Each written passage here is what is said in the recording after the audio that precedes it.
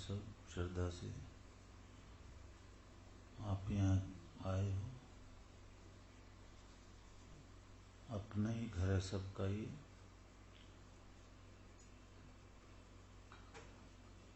विश्व में योग विद्या का ज्ञान होना चाहिए, देश में भी हमारे।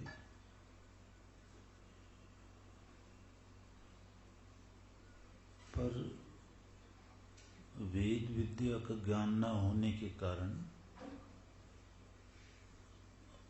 कमियां हैं, खामियां हैं, बुराइयां हैं।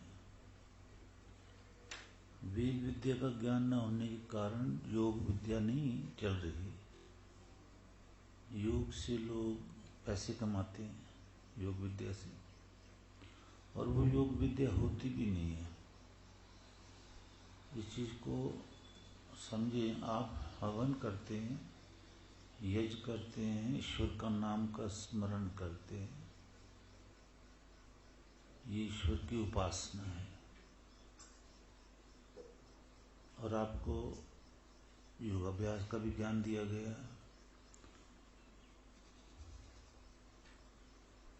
तो उपासना के बिना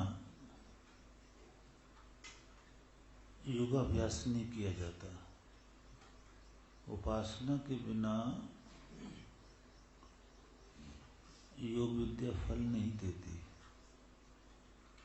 उपासना जो है वो वेद के शब्दों को, वेद के मंत्रों को सुनकर समझ करके प्राप्त होती है। उपासना पूजा है ईश्वर की।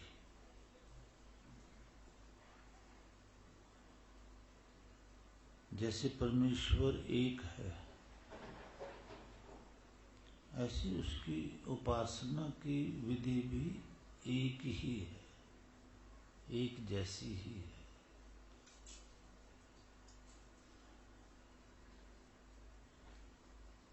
सबसे बड़ी जो पूजा है वो यज्ञ है। उपासना, अब जो ईश्वर की पूजा है वो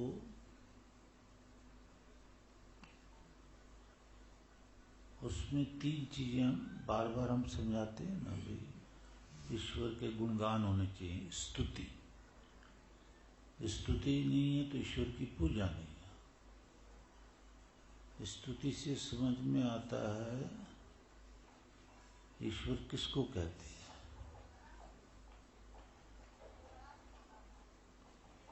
तो उपासना करते वक्त, पूजा करते समय ईश्वर की आज्ञा चारों वेदों में कि मेरी स्तुति करो। ऋग्वेद में तो बहुत बड़ी आज्ञा है कि जो गायत्री छंद से मेरी स्तुति करते हैं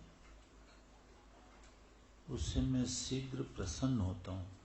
ये ईश्वरी वाणी है, वेद है, इसको सुनना है।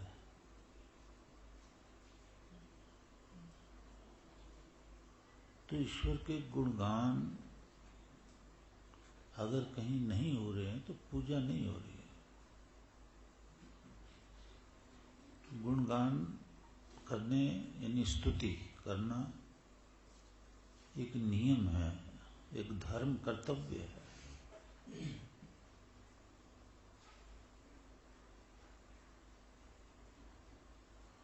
दूसरा, ईश्वर की प्रार्थना करनी जरूरी है। ईश्वर से हम प्रार्थना करें, जैसे ये प्रार्थना कर रहे हैं हिरण्यगर्भ ने, विश्वानि देव सवितर दुरितानि, ये प्रार्थना कर रहे हैं, उससे कुछ मांगते हैं हम। तो प्रार्थना करनी चाहिए उससे। एक स्तुति जरूरी है, एक प्रार्थना जरूरी है, एक ही समय में। जैसे भी हम बैठे हैं यहाँ ईश्वर की पूजा के लिए, तो स्तुति बहुत जरूरी है, प्रार्थना बहुत जरूरी है। तीसरा, उपासना बहुत जरूरी है। देखो, ये समझने में कोई पढ़े लिखे और अनपढ़ का सवाल नहीं है। जो चीज समझाई जा रही है उसको समझने का सवाल है कि आपकी समझ में आ रहा है कि नहीं आ रहा है। नहीं आ रहा तो प्रश्न कर देना चाहिए, पूछ लेना चाहिए। त्रिशु बोलते हैं अथर्ववेद में इसको। ये तीनों बातें एक समय में होनी जरूरी है, उसे ही ईश्वर की पूजा कहते हैं। और ईश्वर की पूजा, पूजा का क्या अर्थ बताया हमने कई बार आपको, आदर मान सम्मान, यानी किसी का आदर मान सम्मान करना उसकी पूजा है। अब देखो, ईश्वर के लिए आप फूल चढ़ाओगे नहीं, वो तो उसी के बनाए हुए हैं। लड्डू पूरी हलवा भोजन चढ़ाओगे क्या उसको? वो निराकार है, वो भोजन नहीं करता, वो भोजन का दाता है। वो सारे संसार का पालन पोषण कर रहा, सबको अन्न देकर। वो क्यों अन्न लेगा आपसे, हमसे? ये उसको प्रसन्न करने के तरीके नहीं है। ये तो इंसानों ने स्वार्थ में अपना पेट भरने के लिए, अपनी ऐश करने के लिए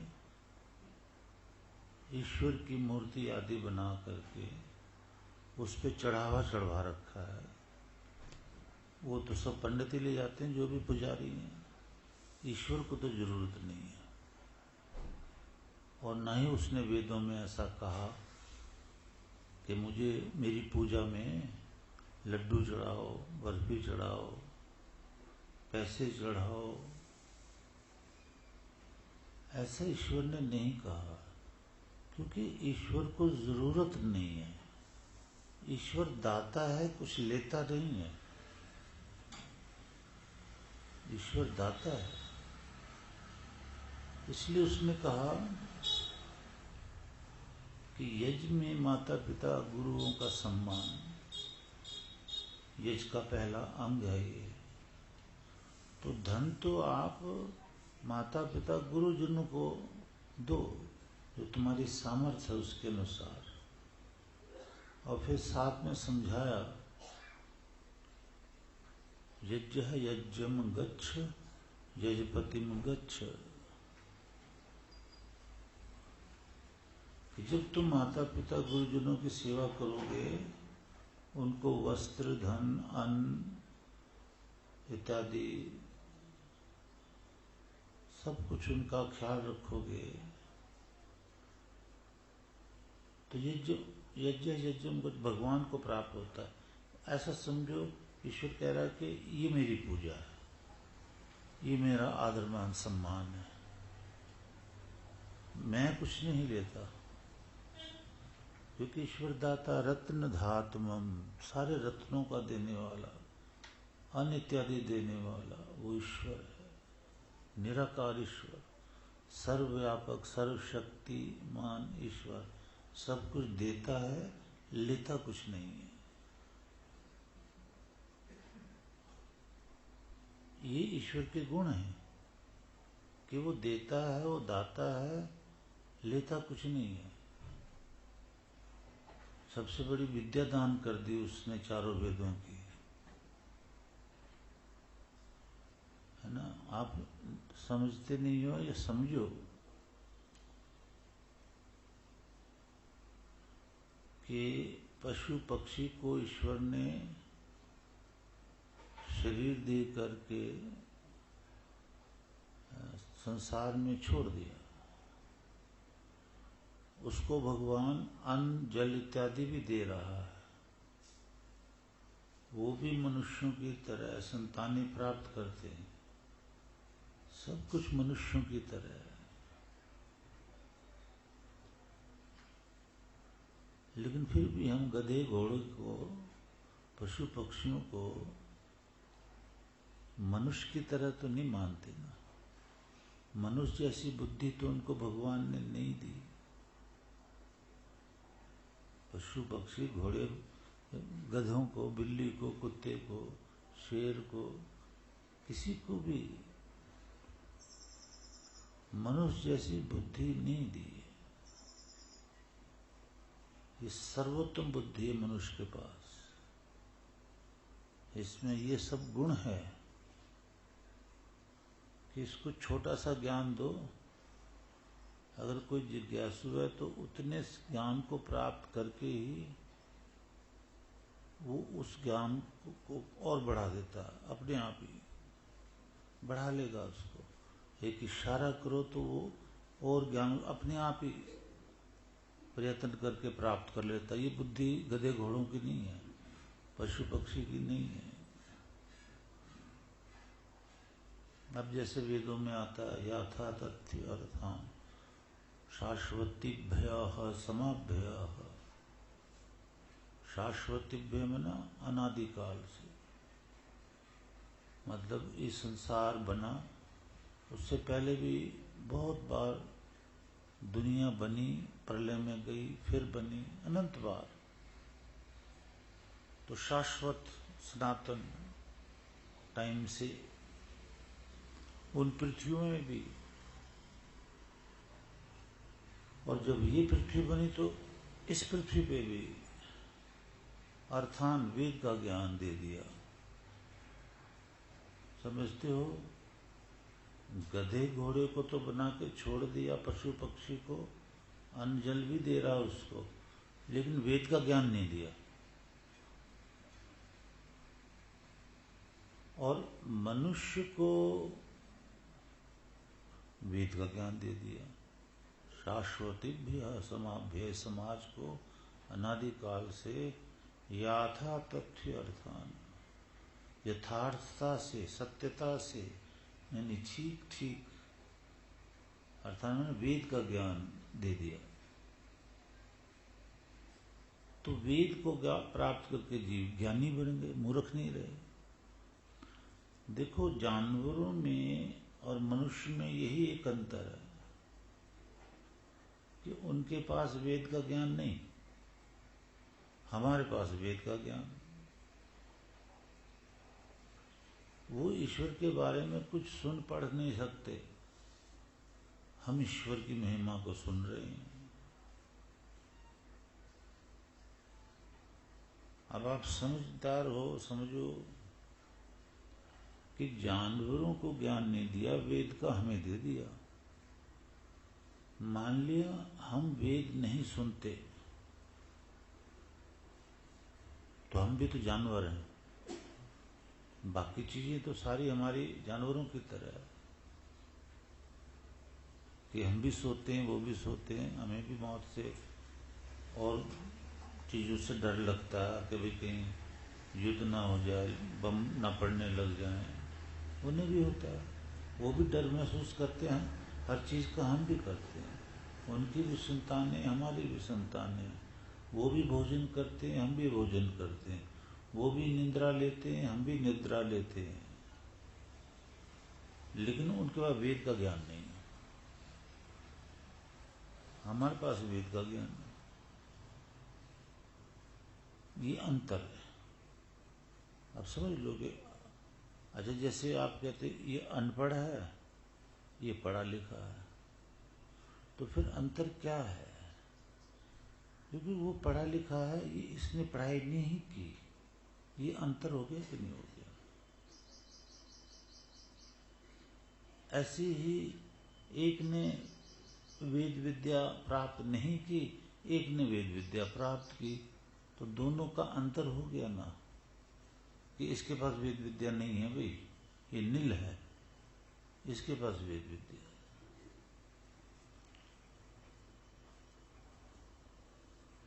तो जानवरों को सब कुछ वही दिया जो मनुष्य को दिया, लेकिन जानवरों को मनुष्य जैसी बुद्धि नहीं दी और मनुष्य जैसा वेद का ज्ञान नहीं दिया।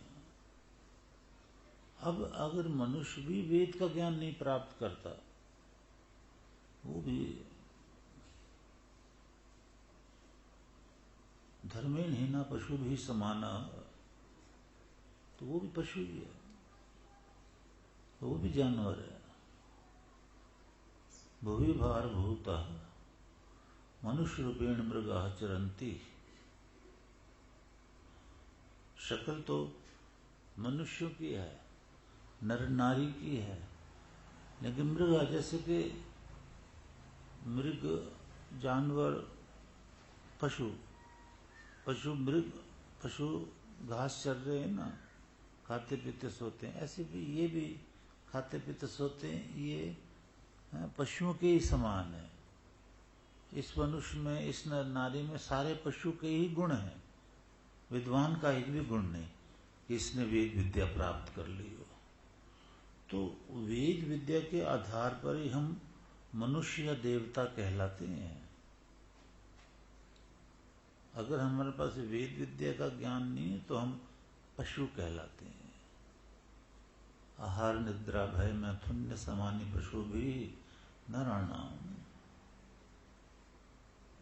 धर्म अधिक है एक विशेष, ये धर्म वेद ही है, धर्म कर्तव्य ही है।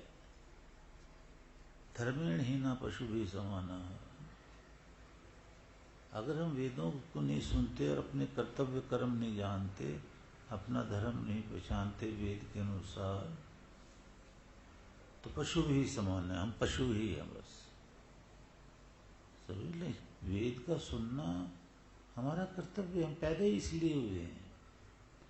यानी हम पैदा ही इसलिए हुए हैं कि हमें बचपन से आखिरी सांस तक, जब तक नहीं शरीर छोड़ता, तब तक यज्ञ करने हैं, वेद सुनने हैं विद्वानों से। ये हमारा कर्तव्य बना करके भगवान ने मनुष्य का शरीर दिया कि मनुष्य के शरीर में ये तेरा कर्तव्य है। फिर बार बार हम ये समझाते हैं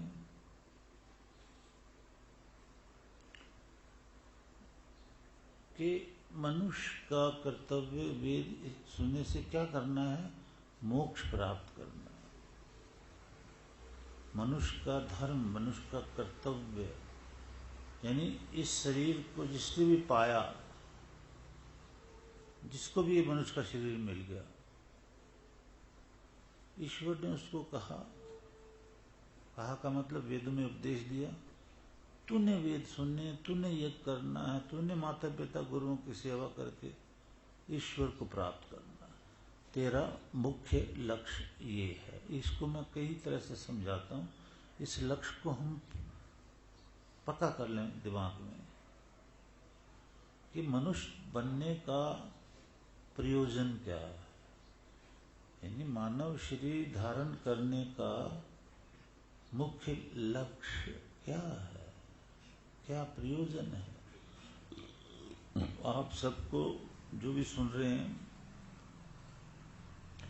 बहुत बार मैंने समझाया भी, प्रयोजन ईश्वर प्राप्ति है, प्रयोजन मोक्ष है, अर्थ धर्म काम मोक्ष।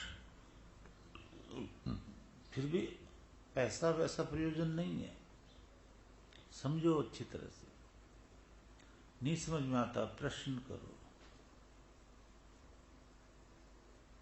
कि मनुष्य बनने से, पढ़ लिख करके नौकरी प्राप्त करना हमारा प्रयोजन नहीं है, बिजनेस करना हमारा प्रयोजन नहीं है, लक्ष्य नहीं है।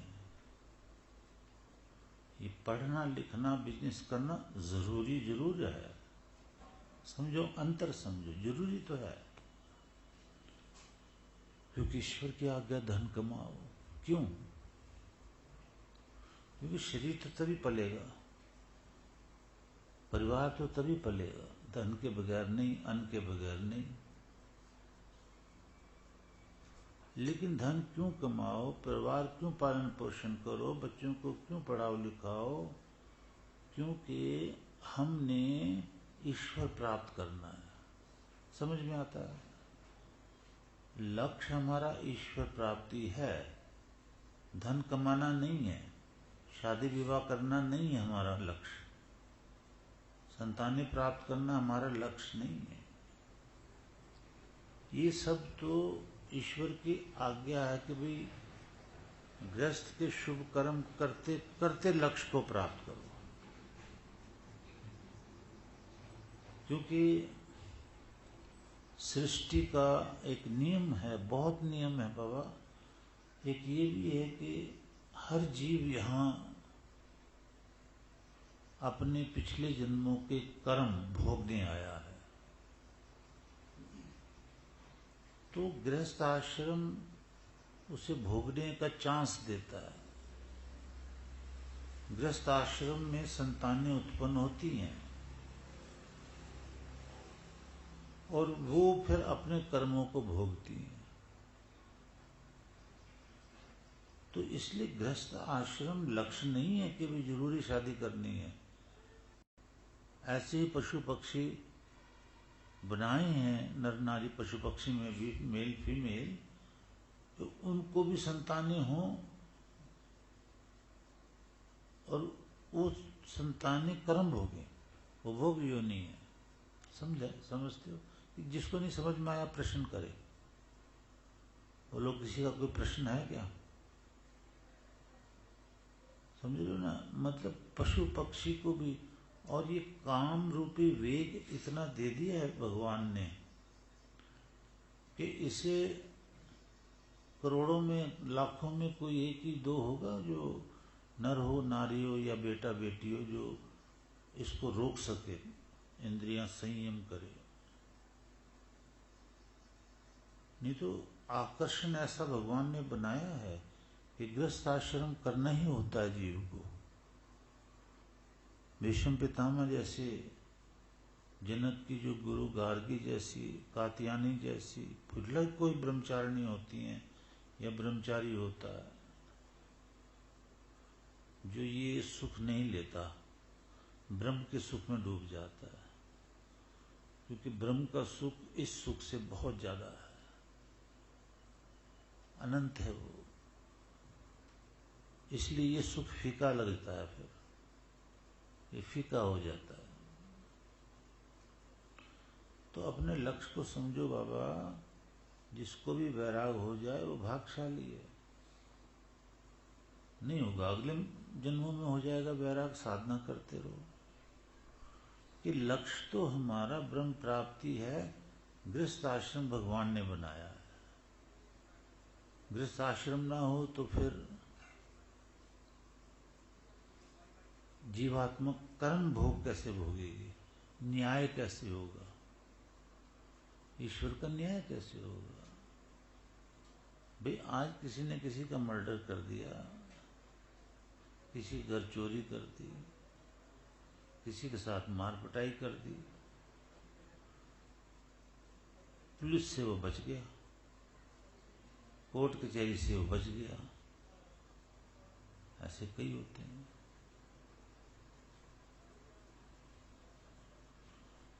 तो फिर तो इस सृष्टि में क्या नहीं रहा? न्याय नहीं रहा। क्या नहीं रहा? न्याय। कि देखो जी, आजाद फिर रहे हैं, इसने उसका मर्डर किया और देखो कैसे आजाद, पुलिस से भी बच गए, पैसे वैसे दे के छूट गए, जो भी है।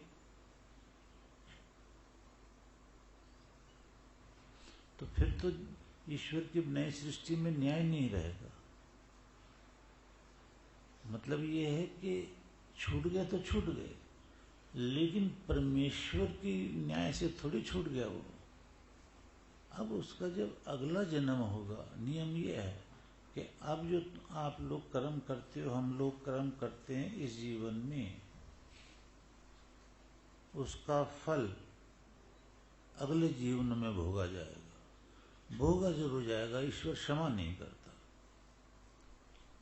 तो तभी न्याय बनता है ना। अगला जन्म ना हो तो न्याय कहां से रहेगा? अगला जन्म तो होना बहुत जरूरी है, फिर तो न्याय खत्म हो जाएगा। तो जिसने भी वो गंदे कर्म किए, मर्डर वगैरह, भगवान ने उसको अगले जन्मों में उसका भी मर्डर कराना है या उसका दुख देना, बहुत बड़ा दुख देने हैं, न्याय करना है।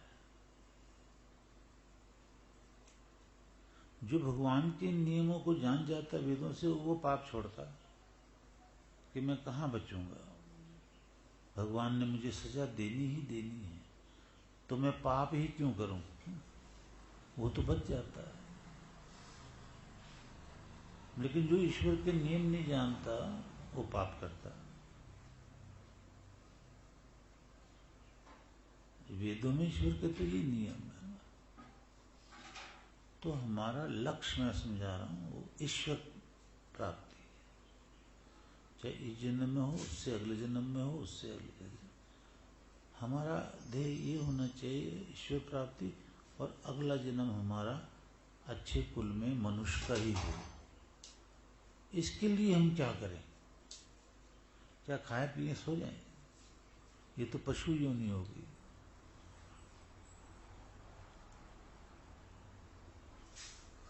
हम, ईश्वर ने कहा ना, विद्वानों का संग करें, और विद्वानों का संग करके नित्य हवन करें, वेद को सुने, जो जो वो समझाते हैं विद्वान वेदों से उसको समझें, जीवन में उतार लें।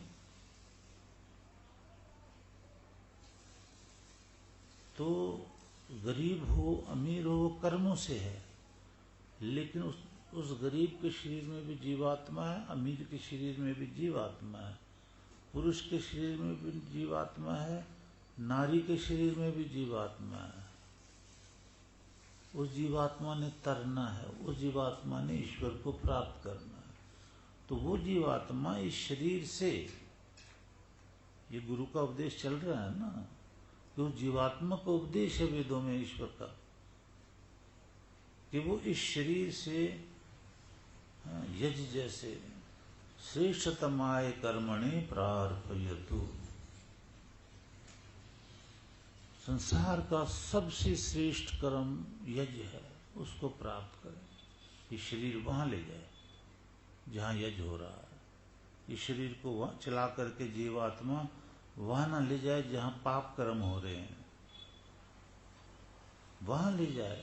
मां तत्र नयतु, अग्ने मां तत्र नयतु, वहां ले चल प्रभु मुझे, यत्र देवाः दीक्षा तपसा जानती,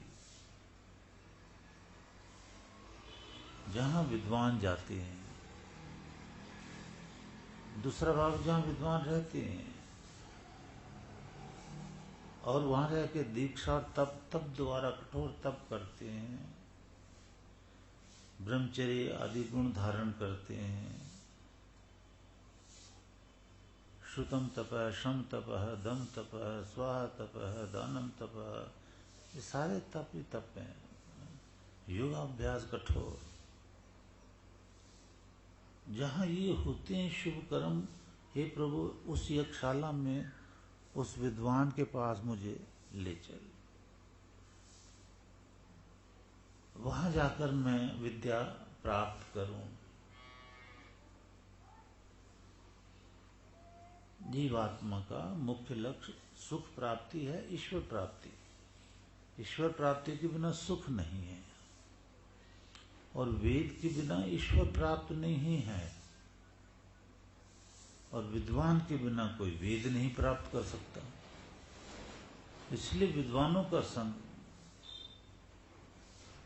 भजन बड़ा अच्छा लगता है मुझे, विद्वानों का संग जहां नित्य होगा, अमृत बरसता वेदों से होगा। जहां भी विद्वान होंगे, अमरवाणी वेद उनके मुख से व्याख्या ये निकलती है, ये वाणी अमर है, तुम जितना सुन रहे हो तुम्हारे साथ है, शरीर छोड़ के भी जाना होगा तब भी साथ रहेगी। ये इसी वाणी में शिफ्ट है ये, क्योंकि अमृत है ये मरती नहीं है, अमृत, मरती नहीं है। आगे भी जब सृष्टि बनेगी, ये सृष्टि खत्म होके उस सृष्टि में फिर आ जाएगी, बाकी कुछ नहीं आएगा, ये वाणी फिर आ जाएगी, अमर वाणी है, इसलिए ये अमरता देती है, जीव को उसका स्वरूप समझा देती है। तो हम जानवरों की तरह काम करते हुए, भोजन करके सोते हुए विवाह करके संतानें प्राप्त करती हुई ऐसी गंदी जीवन ना जिए, इसी जीवन को स्वर्ग बनाए कि हम मेहनत की कमाई भी करें, विवाह भी करें, संतानें भी हों, लेकिन ब्रह्मचर्य आश्रम से हमारे पास ये आध्यात्मिकवाद वेदों का भी हो। हम यज्ञ भी नित्य करें, या अग्निहोत्र नित्य करें, नाम स्मरण नित्य करें। ये 3 मैंने बताई, उपासना, स्तुति और प्रार्थना। ये अभी जो करेंगे सारा अभी भी चली रहेगा, ये नित्य करें। ये करेंगे तो हम मनुष्य भी कहलाएंगे और देवता भी बन जाएंगे, कभी न कभी ऋषि भी बन जाएंगे। और अगर हमारे पास आध्यात्मिकवाद नहीं है तो हम पशु ही कहलाएंगे। ते भविभार भूता मनुष्य रूपेण मृगाचरन्ति। मनुष्य का रूप जरूर होगा, लेकिन होंगे, कहलाएंगे ये जानवर है। कौन कहेगा इसको जानवर? एक तो विद्वान अंदर से, एक ईश्वर। ईश्वर कहेगा जानवर है, इसकी सारी इंद्रियां मैं छीन लूंगा। ऋग्वेद में बोलता ना ईश्वर, अब मैं तेरी ये इंद्रियां छीन लूंगा। हम समझदार नहीं हो रहे ना। जो इंसान खा पी करके सिर्फ सो जाता है, गृहस्थ आश्रम में रहता है और ईश्वर को भूले हुआ, वेदों को भूले हुआ, उसकी संज्ञा जानवर है। वो जानवर है। आप अपने में चेक कर लो, कोई यहाँ जानवर का रूप तो लेके तो नहीं बैठा हुआ। ऐसा तो नहीं है कि भाई अग्निहोत्र ना करता हो, वेद ना सुनता हो, माता पिता गुरुजनों की सेवा ना करता हो, अदरवाइज वो जानवर है। अगर ऐसा नहीं करता तो जानवर है। क्योंकि जानवर में यही तो एक डिफरेंस है कि वो वेद नहीं सुन सकता, यज्ञ नहीं कर सकता, माता पिता गुरुओं की सेवा नहीं कर सकता, ईश्वर का नाम का स्मरण नहीं कर सकता, वो ऋषियों के पास जाकर वेद नहीं सुन सकता जानवर। अगर मनुष्य भी ऐसा करता, वो नहीं सुनता वेदों को, ज्ञान नहीं लेता, वो जानवर है।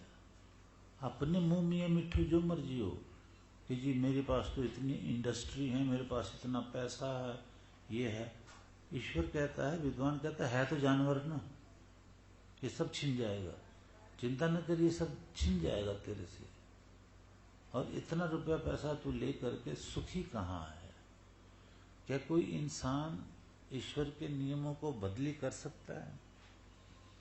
भाई एक fundamental law of the nature which has been made by God himself in the Vedas, कि in the absence of the worship of the God, nobody can realize peace,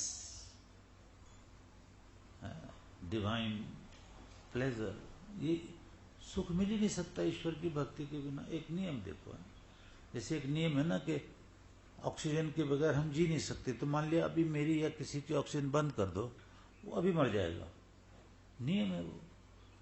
किसी और गैस से वो जिंदा नहीं रहेगा, सिर्फ ऑक्सीजन ही चाहिए। एक नियम है अटल। ऐसे ही वेद नहीं सुनता, योग अभ्यास नहीं, अग्निहोत्र नहीं,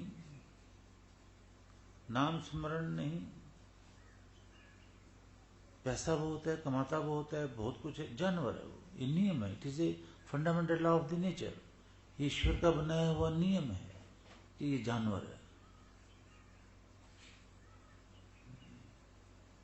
तो बड़ा दिमाग लगाने की जरूरत है कि हम मनुष्य शरीर में आ गए, अपने लक्ष्य को साधें।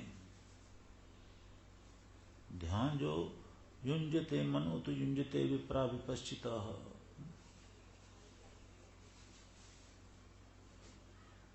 कि मन और बुद्धि ईश्वर में, विद्वानों में लगा के रखें, और इसी मन और बुद्धि के कुछ प्रभाव से लगा के तो रखें उधर, गृहस्थ के शुभ कार्य करें।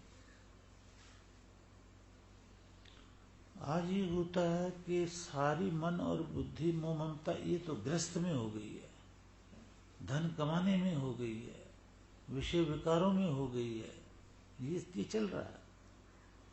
और फॉर्मेलिटी के लिए कोई भगवान के नाम को सुन लेता है, आजाद होकर फिर वो वैसा का वैसे हो जाता है। तो हम अपने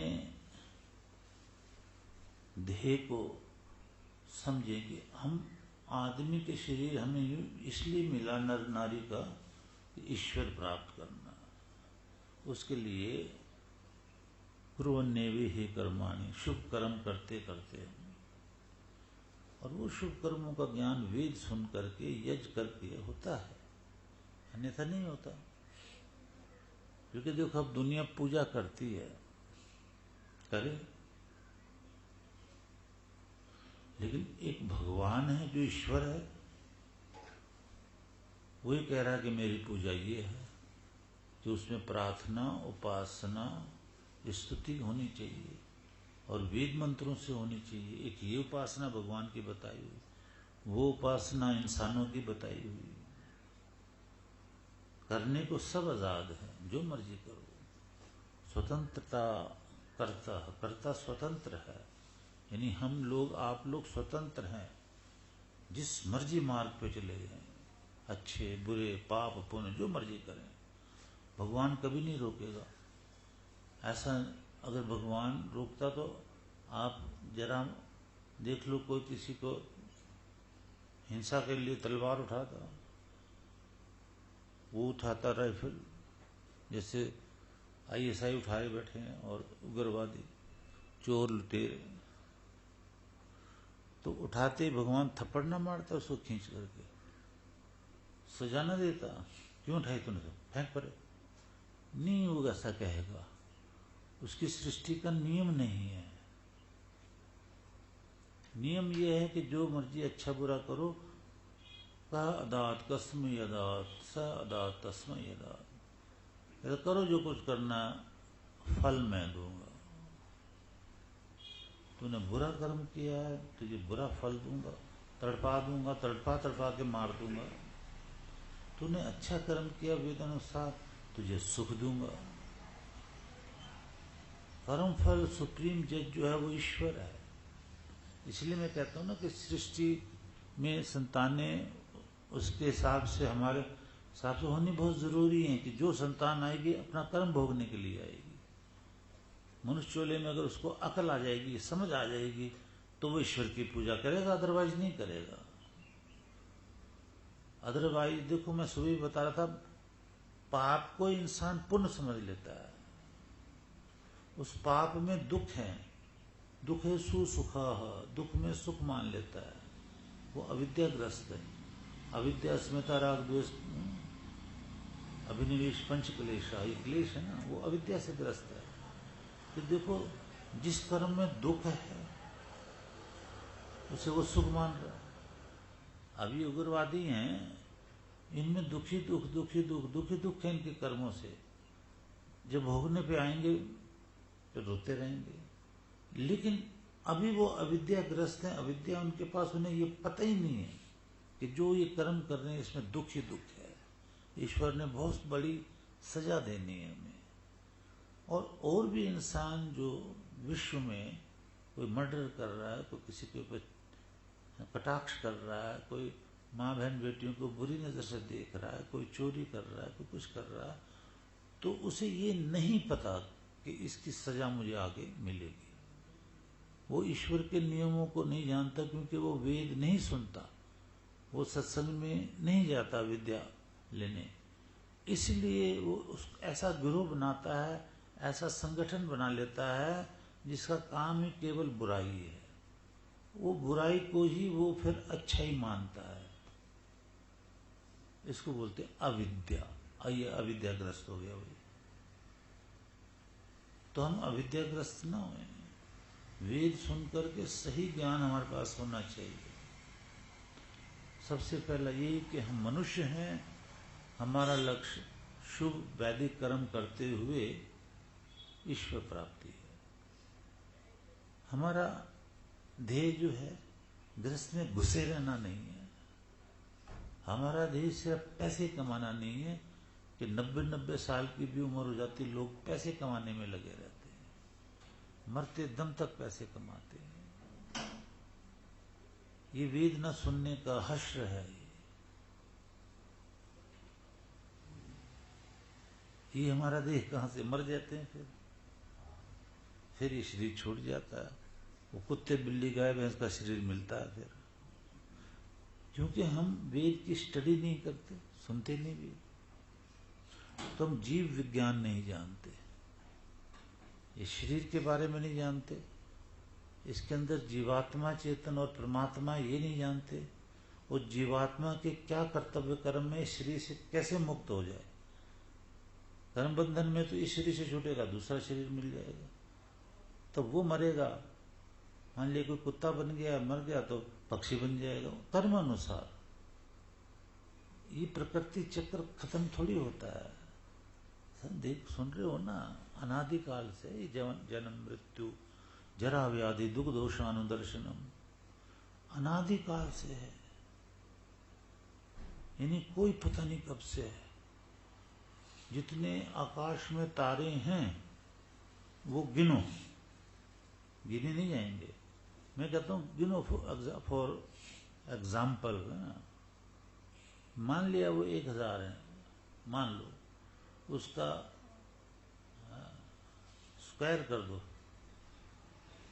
वो फिगर आ जाए तो उसका और स्क्वायर करो, और स्क्वायर करो, करते जाओ करते जाओ करते जाओ, पर वो डेट नहीं मिलेगी कि ये दुनिया सबसे पहले कब बनी, क्योंकि वो सबसे पहले वाली बात ही नहीं है, तो बनती आ रही, अनादि है ये तो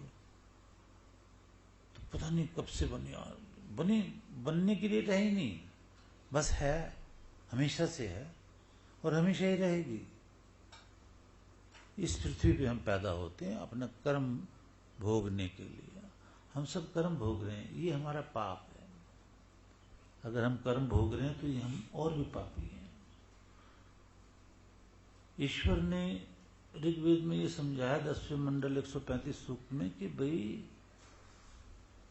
विद्वानों की नाव में बैठ जाओ, ये भवसागर से तर जाओगे, कर्म नहीं भोगने पड़ेंगे, दोबारा जन्म नहीं लेना पड़ेगा, तर जाओगे। पर देख लो, खाना पीना लोगों को, अपना परिवार लोगों को इतना अच्छा लगता है, मोह ममता इतनी अच्छी लगती है कि वो विद्वानों का संग करके विद्या अर्जित करने में फेल हो जाते हैं।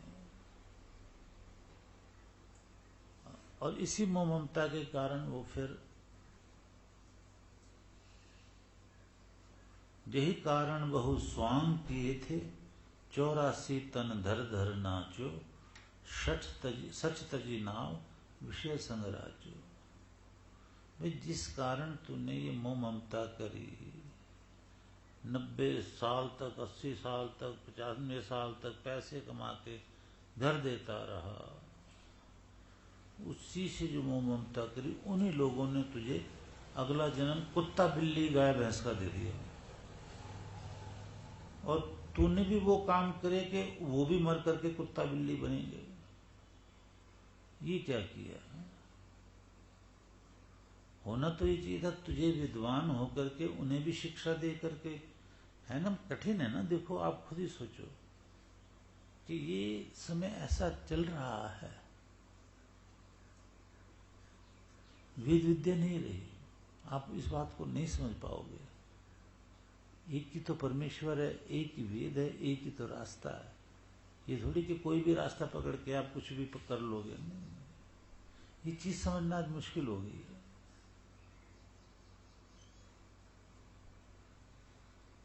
तो जब हम वेद नहीं सुन रहे, वेद नहीं पकड़ रहे, तो हमारा जन्म तो बेकार हो रहा है, क्षण क्षण में बेकार हो रहा है, पल पल में बेकार जा रहा है। तो आज इतनी मोह ममता संसार में देख लो कि मरते दम तक ग्रस्त नहीं छोड़ते, जबकि ईश्वर का नियम है 75 साल में तो छोड़ो कम से कम। वैराग्य हो जाए तो चाहे 10 साल का ही हो, 11 साल का ही कोई हो, जैसे कोई भी हो। दयानंद जी भी तो छोटे ही थे, भागली घर से के भी ये मृत्यु क्या होती है, मैं मृत्यु को समझना चाहता हूँ, और ईश्वर क्या है। मतलब शरीर तो इसीलिए दिया ना मनुष्य का, पूजा के लिए, वैदिक पूजा के लिए। पर मैं बता रहा हूँ इतना बड़ा मोह ममता, रोज का टाइम ऐसे ही बीत जाता सुबह से शाम। अब इधर जो आकर के आप यज्ञ में आहुति डाल ले तो भाई आपका लेखिका हो गया। यही शिक्षा अगर आपने घर में भी समझ रखी है, दोनों टाइम हवन करते हो तो बड़े भाग का निर्माण कर रहे हो अपने, सचमुच में सौभाग्य का निर्माण कर रहे हो, परिवार के लिए भी अपने लिए भी। क्योंकि यही यज्ञ जो आप करते हो, यजुर्वेद में कहा भगवान ने, हवन करते हो घरों में, ये आपके विषय विकार और बुराइयों में आग लगाता रहेगा। एक दिन आपको बिल्कुल कर्म बंधन से आजाद कर देगा। ये यज्ञ जो है, इसकी पावरें देखो। क्योंकि यज्ञ और पूजा के बिना योगाभ्यास भगवान ने कहा नहीं, योगाभ्यास बिल्कुल नहीं। ये 11वें अध्याय में भी उपदेश है, 4थे अध्याय में भी, यजुर्वेद में, बाकी में भी। लोग देखो खामे खाई आसन लगाओ, प्राणायाम करो, आसन, ये क्या किया? यम नियम छोड़ दिया। यम नियम कहाँ गया? फिर वेद कहाँ गए?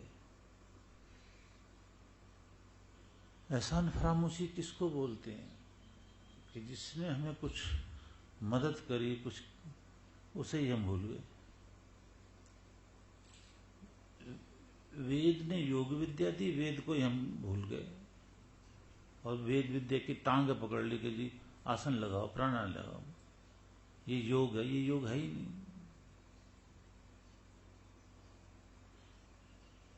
योग दिवस में मैंने यही तो लिखा था कि लास्ट में कि वेद सिर्फ योग विद्या निकली है। योग दिवस पर एक भी वेद मंत्र नहीं बोला, हवन ही नहीं किया, यज्ञ ही नहीं किया। तो वेद से निकली है योग विद्या तो ये तो एहसान फरामोशी होगी ईश्वर के साथ कि योग तो पकड़ा, योग भी नहीं पकड़ा। खैर एक आसन प्राणायाम वगैरह तो पकड़े ना, वो भी गलत, तो वो तो पकड़ लिया। और ईश्वर के गुण नहीं गाए, स्तुति नहीं करी, प्रार्थना नहीं की, उपासना नहीं की। जहां से वेद विद्या का उदय हुआ, जैसे माता पिता ने हमें जन्म दिया, हम काम करो मतलब खाना पीना ऐसा अपने बच्चों में लगे, माता पिता को दुत्कार दिया।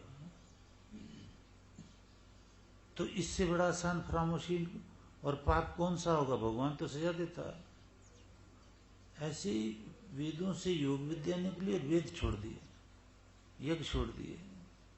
पैसे कमाने के लिए आसन पकड़ लिया, प्राणायाम पकड़ लिया।